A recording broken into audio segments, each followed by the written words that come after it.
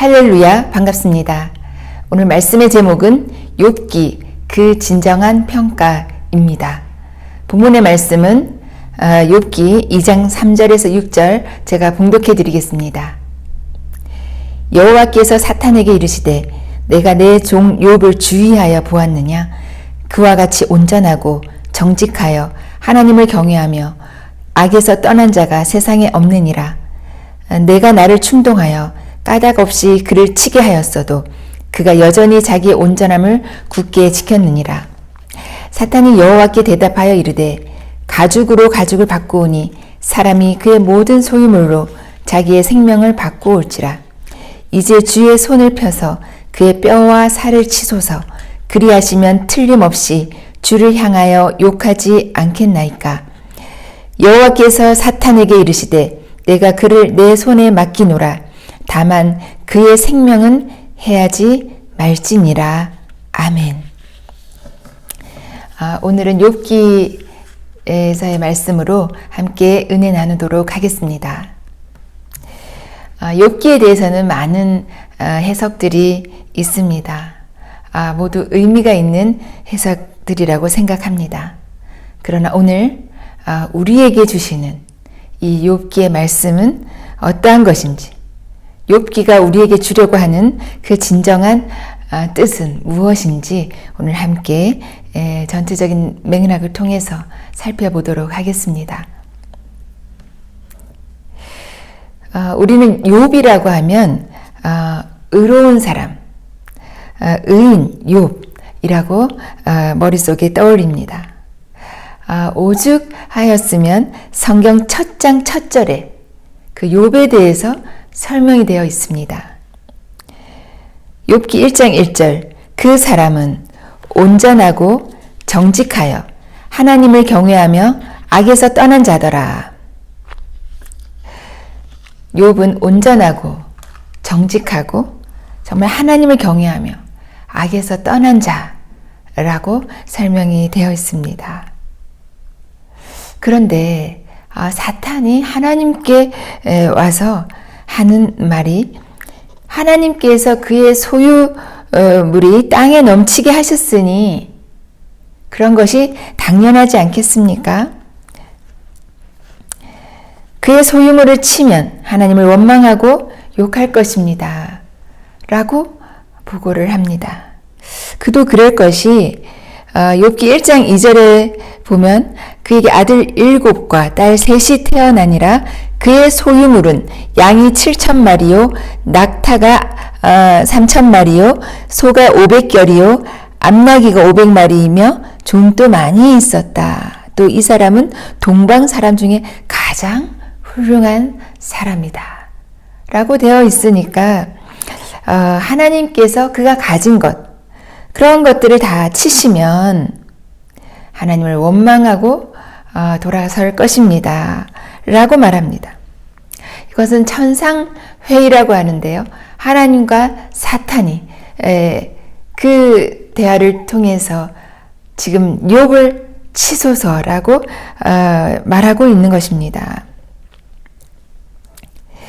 그러니까 사탄이 하는 일도 하나님의 명을 받아서 하는 것이지 사탄 자의로 그렇게 할 수 없습니다. 모든 것은 하나님께 속해 있기 때문에 하나님께 이런 보고를 드리고 하나님께서 그러면 욥을 치라 하셔서 그 하나님의 명에 따라 사탄은 그 역할을 한 것을 알 수가 있습니다. 그러니까 하나님께서도 욥이 정말 그 온전하고 정직하고 정말 하나님을 경외하고 악에서 떠난 자의 것을 아셨기 때문에 하나님도 욥을 시험해 보고 싶은 생각이 있으셨다라는 것입니다. 이 말은 하나님께서는 이 욥이 시험을 통과할 수 있다라고 아마 그렇게 아셨던 것 같습니다. 그런데 이제 욥의 소유물과 자녀들까지 다 쳤음에도 불구하고 욥은 하나님을 원망하거나 그 입술로 범죄하지 않았습니다. 그러니까 사탄이 다시 와서 하나님께 말합니다. 그의 몸이 아직 건강하니까, 그에게 아직 건강이 있으니까 그가 그렇게 하나님을 원망하지 않는 것입니다. 그의 몸을 치시면, 그의 살과 뼈를 상하게 하시면 그가 욕하고 하나님을 원망할 것입니다. 하나님께서는 욥을 너무 믿으셨음인지 사탄에게 욥의 몸까지 내어주십니다. 그의 몸을 치도록 허락하셨습니다. 하나님께서 욥을 몸 그 건강까지 내어주신 이유가 무엇이었겠습니까? 욥이 고난을 당한 그 강도는 정말 견디기 어려운 시험입니다. 이 시험의 난이도가 아마 이제 1부터 10까지 이렇게 본다면 10을 넘어서는, 그러니까 인간이 당할 수 있는 고통 그 이상을 넘어서는 고통이었습니다. 모든 소유물이 다 없어지고 또 그의 자녀들이 한꺼번에 몰살당하는 그런 일을 겪고 견딜 수 있는 사람이 있겠습니까? 그뿐만 아니라 그의 몸이 만신창이가 되어 머리끝부터 발끝까지 그 피부병으로 인해서 정말 그 질그릇 조각으로, 개역 한글에는 기와 조각으로 몸을 긁고 있는 그 처참하고 비참한 신세. 정말 이 모든 것을 다 가졌고 모든 것을 다 누렸던 욥이 그러한 극심한 고통을 당했을 때 과연 견뎌낼 수 있었겠느냐라는 것입니다. 그 친구들이 욥이 이렇게 재앙을 당하였다라는 소식을 듣고 그 세 친구들 엘리바스, 소발, 빌닷 이 친구들이 와서 그 욥의 광경을 보고 7일 동안 아무 말도 하지 못했다라고 기록이 되어 있습니다. 우리가 늘 의문을 갖는 것은 바로 의인의 고통. 의인이면 형통해야 되는데 왜 의인이 고통을 당하는가입니다. 또 악인의 형통입니다. 악인은 고통을 당하여야 하는데 악인은 왜 형통한가? 우리가 이런 질문에 대해서 늘 정확한 대답을 하지 못합니다. 하나님께 대해서 정말 신앙심이 깊은 사람은 복을 받았고 형통해야 한다라고 생각합니다. 또 악한 일을 행한 사람은 그 결과가 아주 고통스럽고 정말 그 고난이 늘 겪어야 한다. 이렇게 생각하는 것은 인과응보의 논리입니다.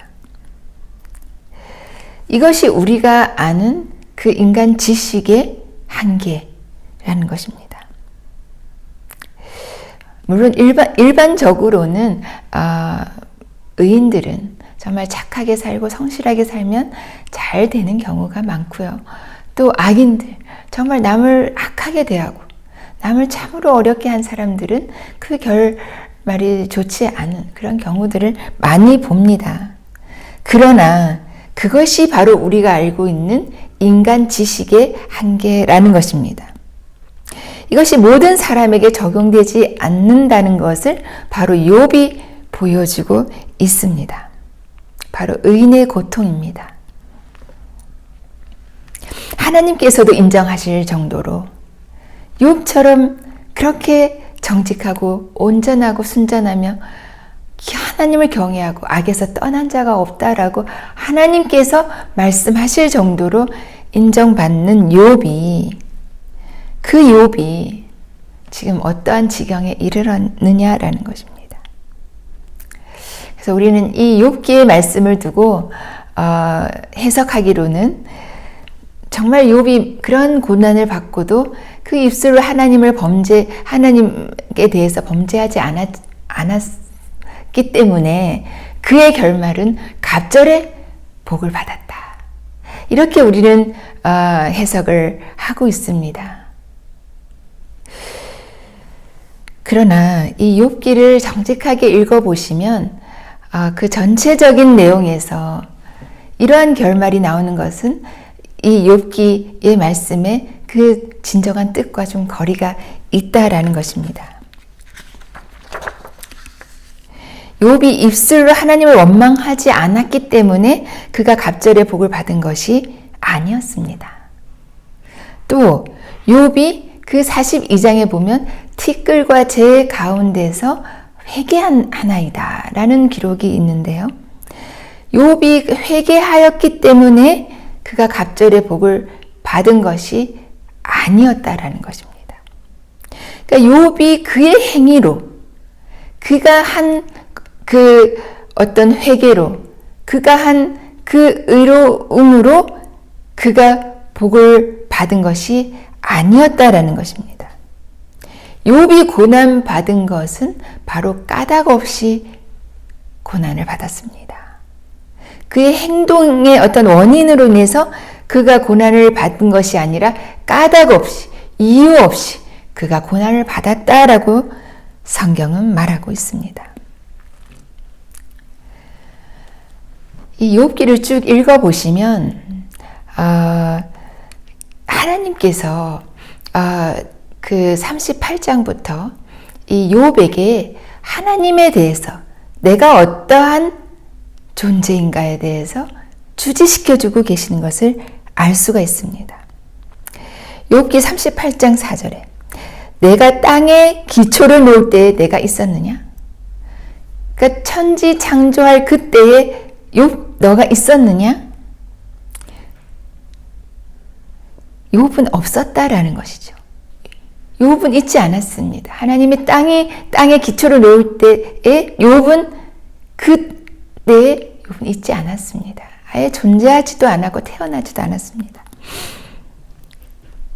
또 욥기 41장 1절에 내가 낚시로 리워야단을 끌어낼 수 있겠느냐?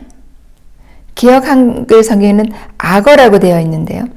내가 낚시로 그 리워야단을, 그 악어를 끌어낼 수 있겠느냐? 끌어낼 수 없다라는 말씀이시죠. 또 노끈으로 그 혀를 멜 수 있겠느냐? 밧줄로 그 코를 깰 수 있겠느냐?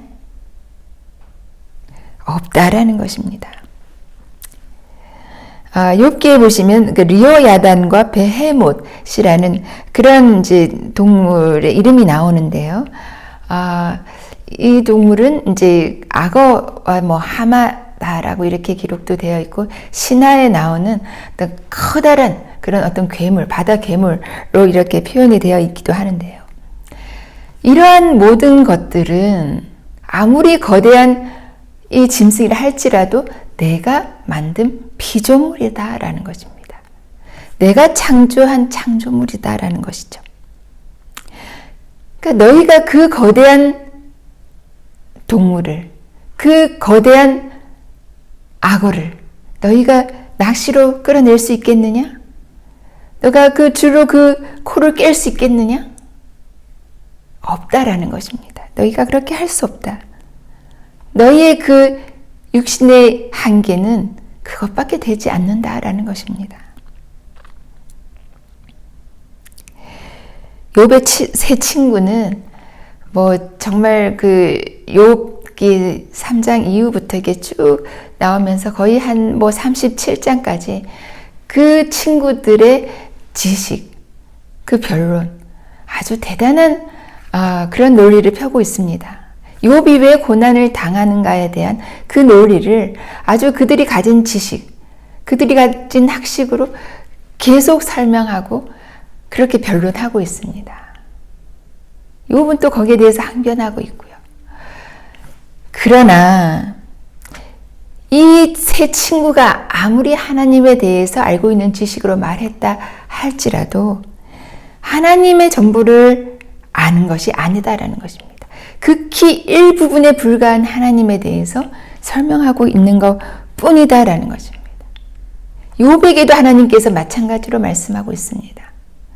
욥 너가 아무리 정말 지식이 있고 의롭고 너의 행위가 온전하다 할지라도 너의 존재는 내가 창조할 때 있지도 않았고 내가 만든 짐승을 낚시로 깰 수도 없는 너의 존재는 그렇게 미미한 존재라는 것을 하나님께서 알려주고 계시다라는 것입니다. 다시 말씀드려서 그 친구들의 지식, 그 욥의 지식에 갇혀 계시는 하나님이 아니시다라는 것입니다. 친구들이 아마 당대 최고의 학자들이었던 것 같습니다. 욥이 동방 최고의 어떤 훌륭한 사람이라고 기록이 되어 있으니까 아마 그 친구들도 비슷한 수준의 사람이었지 않겠습니까? 그 친구들의 말을 들어보면 참 정말 그 유창한 변론이 이어지고 있습니다.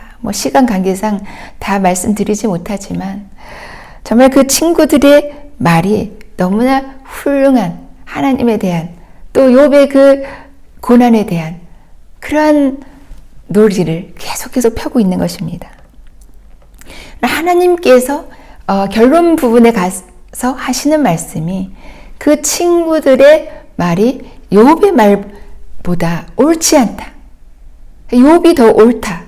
욥의 말이 더 정당하다라고 하나님께서는 그렇게 판결해주고 계십니다.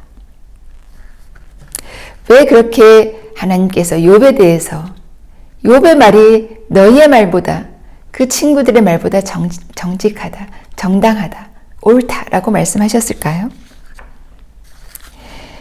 욥이 42장 5절에 그동안 귀로만 듣던 말씀, 귀로만 들은 그 지식이 이제는 하나님을 눈으로 보게 되었나이다. 눈으로 보게 되었나이다 라고 고백하고 있습니다. 그러니까 지금까지 아는 지식은 겨우 귀로 듣는 것 그 이상을 넘어가지 못했다라는 것입니다. 귀로 듣는데 그쳤던 그 지식이 이제는 하나님의 존재를 알고 나니, 하나님의 말씀을 듣고 나니, 그리고 나의 존재를 알고 나니 내가 이제 하나님을 눈으로 배웁나이다 라고 고백하고 있습니다. 그러니까 욥이 안다고 생각했던 것, 하나님께 잘한다라고 했던 열심, 신앙심, 충성심, 그 모든 것들이 바로 하나님 앞에서는 아무것도 아닌 존재에 불과하다라는 것을 깨달았던 것입니다. 욥의 고백이 42장 1절부터 나와 있습니다. 제가 읽어드리겠습니다. 욥이 여호와께 대답하여 이르되 주께서는 못하실 일이 없사오며 무슨 계획이든지 못 이루실 것이 없는 줄 아오니 무지한 말로 이치를 가리는 자가 누구니까? 나는 깨닫지도 못한 일을 말하였고 스스로 알 수도 없고 헤아리기도 어려운 일을 말하였나이다. 내가 말하겠사오니 주는 들으시고 내가 주께 묻겠사오니 주여 내게 알게 하옵소서. 내가 주께 대하여 귀로 듣기만 하였사오나 이제는 눈으로 주를 배웁나이다. 욥은 그 극심한 고통, 그 고난, 그 연단을 통해서 하나님이 어떠한 분이신지 나의 그 제한된 지식으로 결코 알 수 없는 하나님의 존재에 대해서 깨닫게 되었다라는 것입니다. 그래서 그 욥은 그제서야 하나님을 눈으로 배우는 단계까지 이룰 수 있었다라는 것입니다.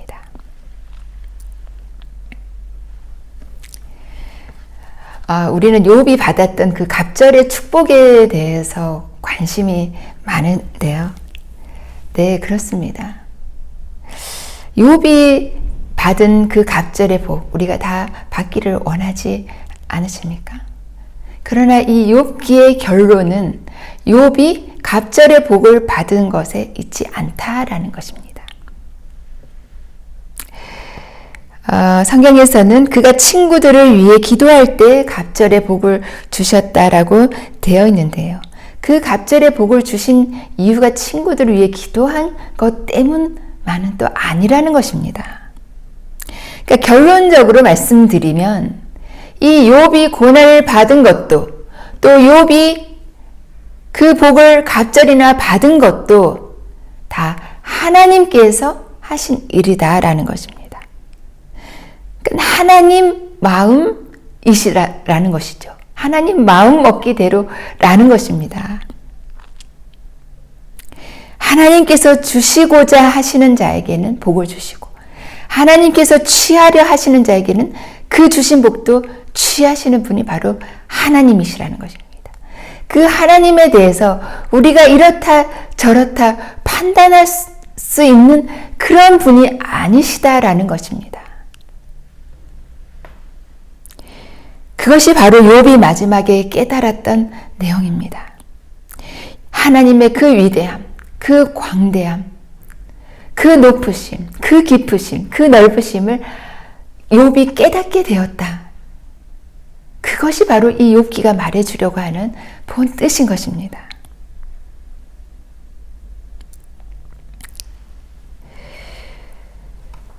예수님은 어떠셨을까요? 까닭 없이, 예수님처럼 까닭 없이, 이유도 없이 고난받으신 분이 있으시겠습니까? 있겠습니까? 예수님처럼 죄 없으신 분이, 의로우신 분이 고난받으시고 십자가에 죽기까지 하신 그 이유가 무엇이겠습니까? 예수님, 당신은 전혀 그 이유를 찾을 수가 없습니다. 왜냐하면 그는 의로우신 분이고 죄가 없으신 분이기에 그렇습니다.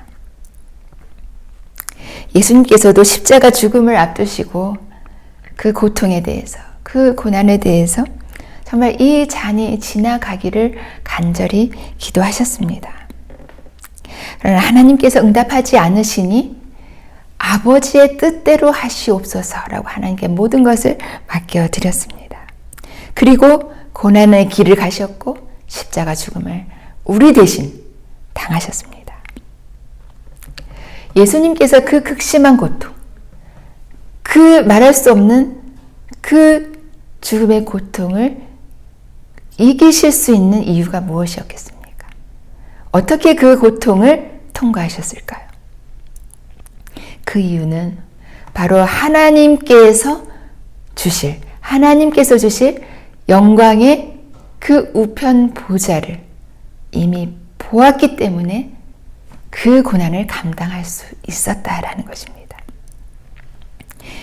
그 영광을, 그 찬란한 영광을, 그 다시 회복시키셔서 하나님의 그 영광을 받으실 그 찬란함을 보았기 때문에 그 십자가의 고통을 견딜 수 있었고 감당할 수 있었습니다.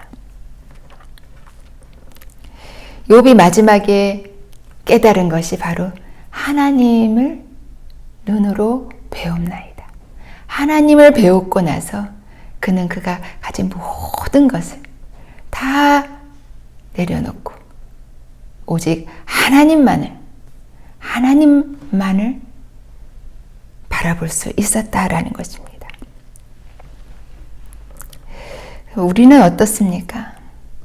마치 우리가 하나님에 대해서 다 아는 듯이 어떤 그 고난에 있는 사람에 대해서도 쉽게 얘기하곤 합니다. 아마 너가 뭐가 잘못한 것이 있어서 그렇게 당하는 걸 거야. 이것은 하나님에 대해서 뭔가 회개할 것이 있을 거야 라고 너무나 쉽게 속단합니다.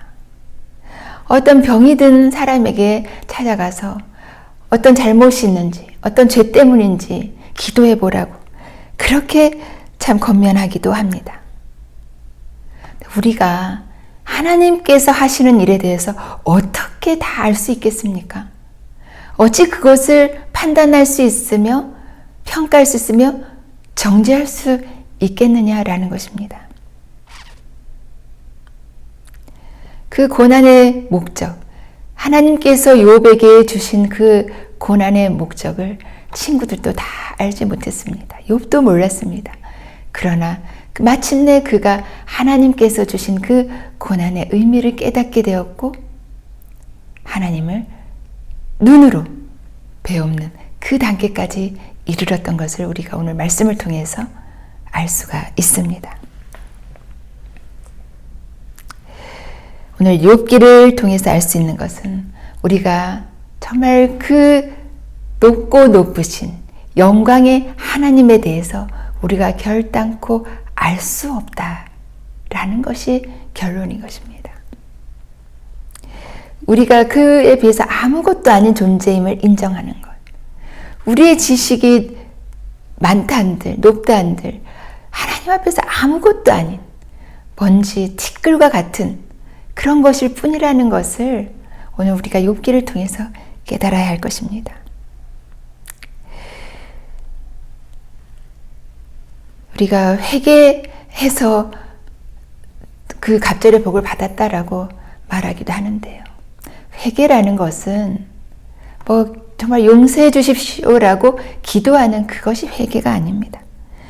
주님께서 복을 주시든 주시지 않든 고난을 주시든 어떤 어려움이 있든 형통하든 그 모든 것을 하나님께 맡기고 나는 아무것도 아닌 존재임을 인정하고 하나님을 그저 바라보는 것. 그것이 우리가 해야 할 것이 아니겠습니까? 이제 귀로 듣던 하나님을 눈으로 보나이다 라고 했던 그 욥의 고백이 우리 가운데 있어야 할 줄로 믿습니다. 하나님이 어떠한 분이신 것을 우리가 다 알지 못하면서 우리의 생각, 그 짧은 지식의 한계를 가지고 판단했던 것 용서하여 주시옵소서. 그 교만을 회개합니다. 하나님 안에, 하나님의 주권 아래 우리가 늘 있음을 기억하고 오직 하나님만 바라고 하나님의 처분만 바라고 그저 무릎 꿇는 엎드리는 저희들 되시기를 주님의 이름으로 권면드립니다.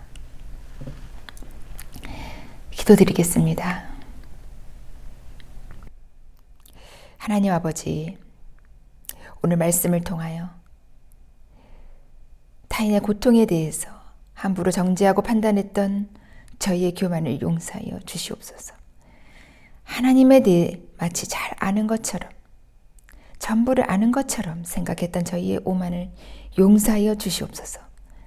하나님의 위대하심, 광대하심, 창조주이신 하나님의 능력과 권세를 이제 눈으로 보게 되었사오니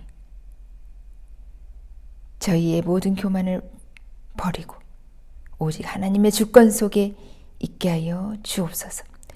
어떠한 환경과 어떠한 처지에 있다 할지라도 우리의 모든 삶은 하나님의 손에 있음을 우리가 깨닫게 하여 주시옵소서.